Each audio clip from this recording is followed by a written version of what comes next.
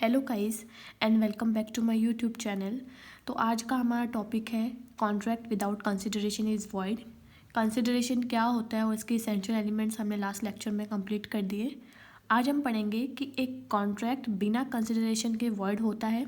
ये जैसे कि हमने पढ़ा ही था कि कॉन्ट्रैक्ट में कंसिडरेशन बहुत ज़रूरी होता है, वरना कॉन्ट्रैक्ट क्या हो जाता है, अनएनफोर्सेबल हो जाता है, यानी कि आप कोर्ट में एनफोर्स नहीं करवा पाओगे। वैसे ही यहाँ पे स्टेटमेंट लिखा है कि contract without consideration is void. एक कॉन्ट्रैक्ट बिना कंसिडरेशन के वॉइड कहलाता है। लेकिन इस लेक्चर में हम लोग देखेंगे ऐसे कॉन्ट्रैक्ट जहाँ पे बिना कंसिडरेशन के भी वैलिड हो जाते हैं। तो जो मैंने ये चीज़ लिखी है ये आपके एग्ज़ाम पॉइंट ऑफ व्यू से लिखी है। अगर आप एग्ज़ाम में इसका आंसर इस तरह से लिखते हैं तो आपको अच्छे स्कोर होंगे मार्क्स। तो उस हिसाब से मैंने ये पूरा ये टॉपिक कवर किया है। तो सबसे पहले हम लोग कंसिडरेशन के मीनिंग से स्टार्ट करेंगे। कंसिडरेशन होता क्या है? So consideration is something in return something, कुछ के बदले कुछ। Exchange of promises is consideration. तुम मुझे ये दो, मैं तुमको ये देती हूँ। एक्सचेंज हो रहे दोनों के प्रोमिसेस। एग्जाम्पल देखते हैं। Anta agrees to sell is house to Banta for ₹10 lakh। For Anta ₹10 lakh is the consideration and for Banta house is the consideration. Anta ने अग्री किया बंता को कि वो अपना घर बेचेगा बंता को 10 लाख रुपए में। तो अंता को 10 लाख मिलेंगे और बंता को उसको घर मिलेगा। दोनों की प्रोमिसेस एक्सचेंज हो रहे हैं। एक ने अपना घर दे के प्रॉमिस कंप्लीट किया है और एक ने अपना रकम देकर। यहाँ पे लिखा है the general rule is that no consideration no contract. General rule हमने यही पढ़ा है कि जहाँ कंसिडरेशन नहीं है वह कॉन्ट्रैक्ट नहीं हो सकता।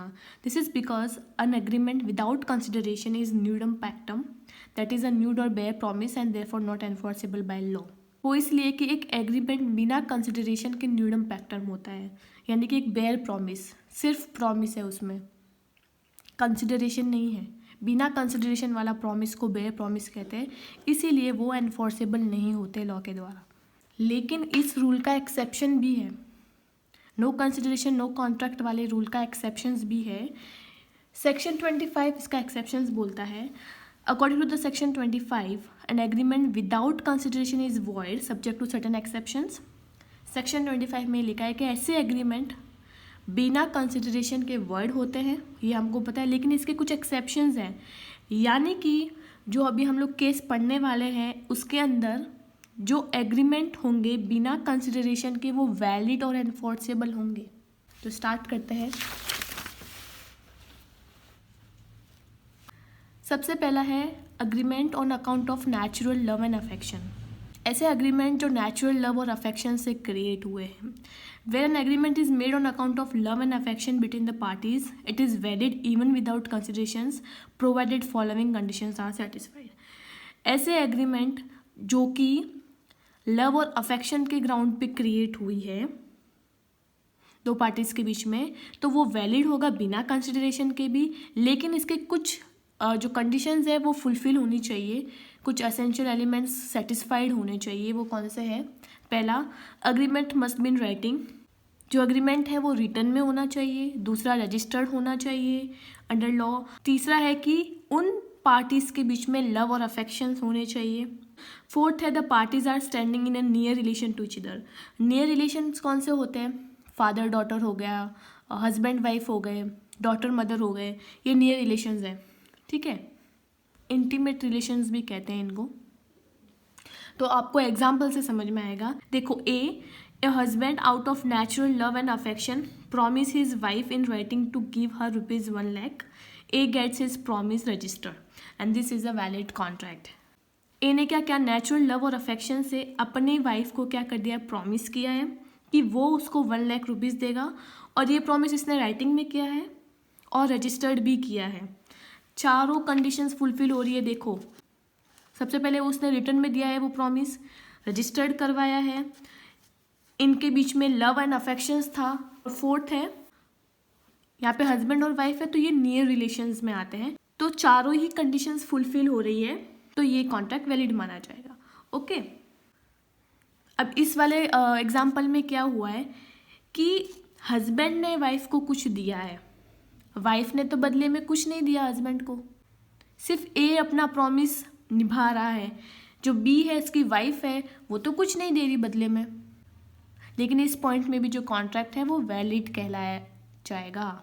ओके, दूसरा है promise to compensate voluntary service.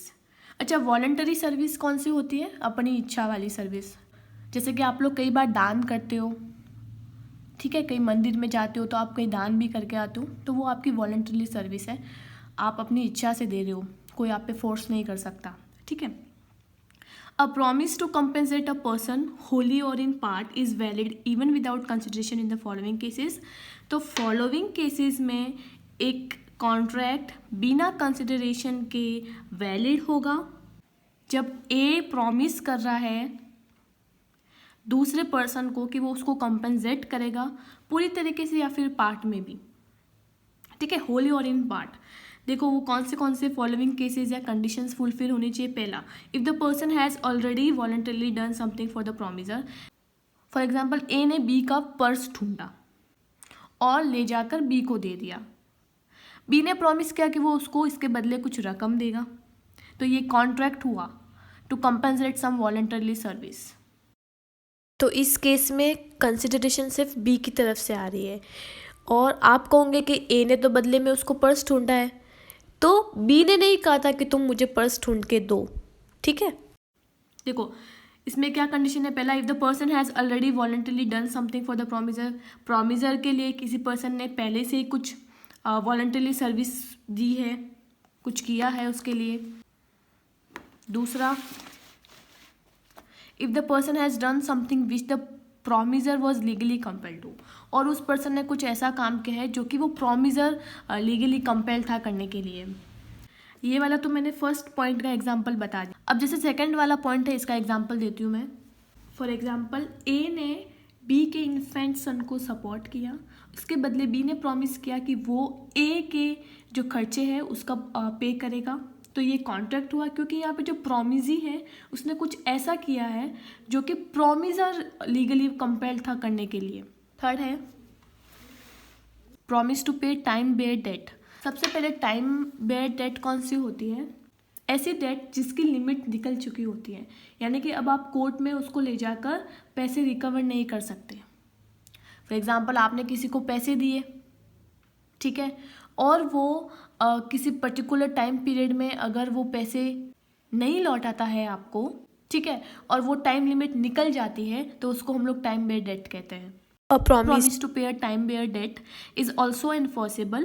Following condition must be satisfied. अगर कोई प्रॉमिस कर रहा है कि वो टाइम बेयर डेट को पे करेगा, मीन्स जो मैच्योरिटी डेट थी वो तो निकल गई, लेकिन उसके बाद में भी अगर वो डेटर बोल रहा है, देखो एक होता है डेटर, एक होता है क्रेडिटर। डेटर वो होता है जिसको पैसे देने होते हैं और क्रेडिटर जिसको लेने हैं। तो देखो डेटर की ड्यूटी बनती थी कि वो क्रेडिटर को विद इन टाइम पीरियड पैसे लौटा दे, लेकिन वो ऐसा नहीं करता है और टाइम क्या हो जाता है? बेड हो जाता है।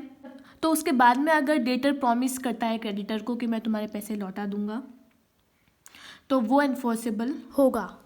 देखो इसमें कुछ फॉलोइंग कंडीशंस है, वो सेटिस्फाई होने चाहिए। पहला, debtor makes promise to pay the debt in writing, तो प्रॉमिस रिटर्न में होना चाहिए। दूसरा है promise may be to pay the whole or any part of the debt, वो पूरा भी दे सकता है या फिर पार्ट ऑफ डेट भी दे सकता है। थर्ड है the promise must be sign by debtor or his authorised agent, और वो प्रॉमिस जो रिटर्न में है उसको साइन करेगा डेटर या फिर उसका ऑथराइज्ड एजेंट। ये है सेक्शन 25 का 3। आपको एग्जाम्पल से समझ में आएगा।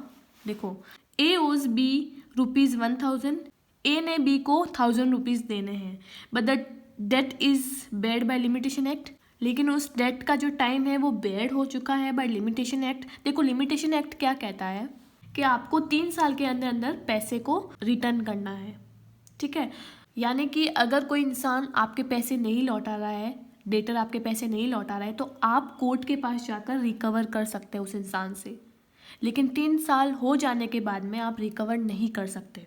तो इस केस में टाइम तो बेयर्ड हो चुका है, यानी कि टाइम की लिमिट तो पूरी हो चुकी है। उसके बाद में डेटर कह रहा है कि चलो मैं आपको तुम्हारी रकम चुका देता हूँ, मेरे पास इतने तो नहीं है लेकिन जितने हैं उतना। तो A signs written promise to pay B ₹500 on the account of debt. तो ए ने साइन किया रिटर्न में, और प्रॉमिस किया बी को कि वो उसको 500 रुपीज़ देगा on the account of debt, and this is enforceable promise. तो इस केस में बिना कंसिडरेशन के कॉन्ट्रैक्ट वैलिड हो रहा है। कैसे? यहाँ पे कह रहा है कि ए पैसे पे कर रहा है बी को, ठीक है, डेट वाले पैसे। तो यहाँ पे सिर्फ ए कंसिडरेशन दे रहा है, बी नहीं दे रहा है, उसके बावजूद भी क्या हो रहा है, ये कॉन्ट्रैक्ट वैलिड हो रहा है, ठीक है। लेकिन क्वेश्चन ये अराइज होता है कि जो बी है इसी से तो पैसे लिए थे ए ने, है ना, लेकिन लॉ के नज़र में जो पैसे बी ने दिए थे अभी वो नहीं उसको कंसिडर कर रही है, क्योंकि उसका जो टाइम लिमिट है वो पूरा हो चुका है। उसका टाइम लिमिट सिर्फ 3 इयर्स का था, अब लॉ के नज़र में वो कुछ भी नहीं है, इसलिए यहाँ पे ए का कंसिडरेशन दिख रहा है। Next is contract of agency. देखो, अगर आपने एजेंसी पढ़ी, एजेंसी में क्या होता है, एक एजेंट होता है, एक प्रिंसिपल होता है, ठीक है। एजेंट जो है वो प्रिंसिपल के बिहाफ पे काम करता है, थर्ड पार्टी से कॉन्ट्रैक्ट करता है on the behalf of the principal, है ना। तो एक एजेंसी बिना कंसिडरेशन के भी हो सकती है। Section 185 of contract act state that no consideration is necessary to create an agency. एक एजेंसी को क्रिएट करने के लिए कंसिडरेशन नेसेसरी नहीं है। An agency with or without consideration has the same effect. एक एजेंसी में कंसिडरेशन के साथ या बिना कंसिडरेशन के भी दोनों का ही सेम इफेक्ट है। इसका मतलब क्या हुआ कि एक एजेंट जो है वो जो कि प्रिंसिपल के बिहाफ पे काम करता है वो बिना कंसिडरेशन के हो सकता है। ऐसा नहीं होता है कि एजेंसी में हर बार कंसिडरेशन मिलती नहीं है एजेंट को, ऐसा हमेशा नहीं होता है। लेकिन अगर कंसिडरेशन उसको नहीं मिल रही है तो भी एजेंसी क्रिएट होती है। 5वां है कॉन्ट्रैक्ट ऑफ ग्रेचुइटस बेलमेंट। ग्रेचुइटस बेलमेंट, अच्छा ग्रेचुइटस क्या होता है, बिना पेमेंट के, और बेलमेंट क्या होता है, बेलमेंट एक कॉन्ट्रैक्ट होता है जहाँ पे बेलर और बेली होते हैं। बेलमेंट में क्या होता है, डिलीवरी ऑफ गुड्स होती है by one person to another, और जब उसका पर्पस पूरा हो जाता है तो गुड्स रिटर्न कर दिया जाता है, ठीक है। तो in case of bailment there is no consideration for the bailor, still he has every right with certain exceptions to enforce the contract. एक एग्जाम्पल से समझाते हैं। ए के डॉटर की शादी थी और बी ने ए को क्या दिया, अपने घर का कुछ फर्नीचर ए को दे दिया कि चलो तुम्हारी बेटी की शादी है तो तुम रखो, फिर जब शादी कंप्लीट हो जाए तो तुम मुझे ये फर्नीचर वापस लौटा देना। तो यहाँ पे जो कंसिडरेशन है वो सिर्फ बी की तरफ से जा रहा है ए को, ए तो बदले में कुछ भी नहीं दे रहा है, तो भी कॉन्ट्रैक्ट एनफोर्स्ड होगा। 6 पॉइंट है प्रॉमिस टू चैरिटी। चैरिटी होता है डोनेशन। देखो, a mere promise to contribute to charity is not enforceable by law because it is without consideration.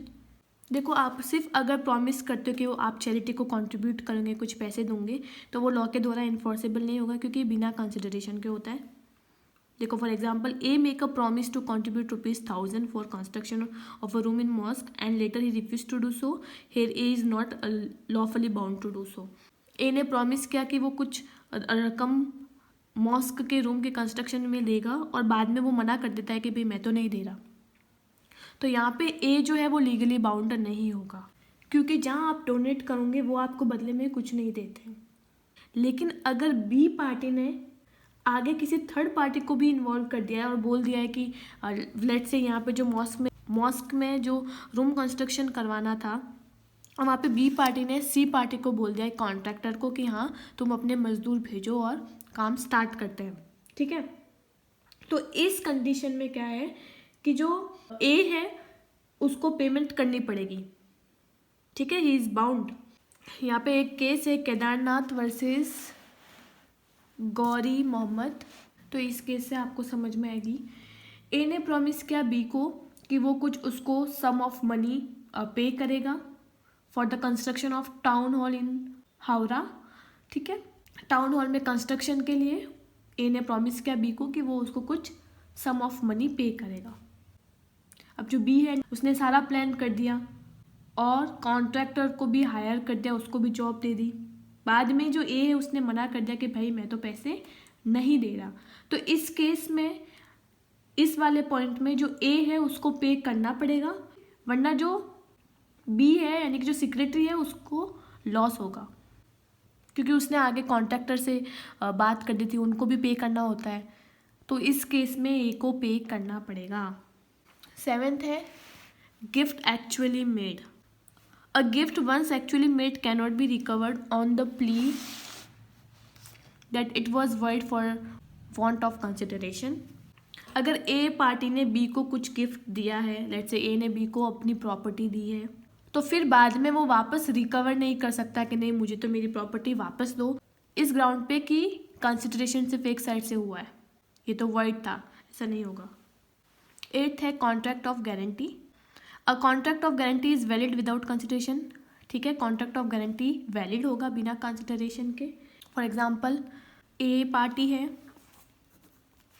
और ये बी है, ये गारंटर है और ए और बीच के बीच में कुछ अग्रीमेंट है। अब बी बोल रहा है सी को सॉरी कि अगर ए पे नहीं करता है तो मैं तुमको पे करूँगा, ये गारंटर है। अब जो ये गारंटी दे रहा है सी को, इसके बदले में तो बी को कुछ भी नहीं मिल रहा है ए से, तो ये वाला कॉन्ट्रैक्ट भी वैलिड होगा। Okay, and if you have like my video then please to like, subscribe and share my channel. See you soon in the next video, bye.